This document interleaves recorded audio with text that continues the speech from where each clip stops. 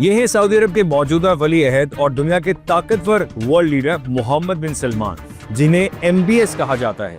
عبدالعزیز ال سعود کے پوتے MBS کے بارے میں سوشل میڈیا پر اکثر یہ تاثر دیا جاتا ہے کہ وہ حافظ قرآن ہیں، لیکن حقیقت یہ ہے کہ حافظ قرآن ان کے والد سلمان بن عبدالعزیز ہیں، جنہوں نے صرف 12 برس کی عمر میں قرآن مکمل حفظ کر لیا تھا۔ محمد بن سلمان فقہ حنبلی کے پیروکار ہیں۔ وہ کنگ سعود یونیورسٹی سے لاء کی ڈگری حاصل کرنے کے بعد 2022 میں سعودی عرب کے وزیر اعظم بن گئے۔ اقتدار سنبھالنے کے بعد انہوں نے چند ہی برسوں میں سعودی عرب کو ایک نئی شکل دی، ایسی تبدیلیاں جن کا کبھی وہاں تصور بھی نہیں کیا جا سکتا تھا۔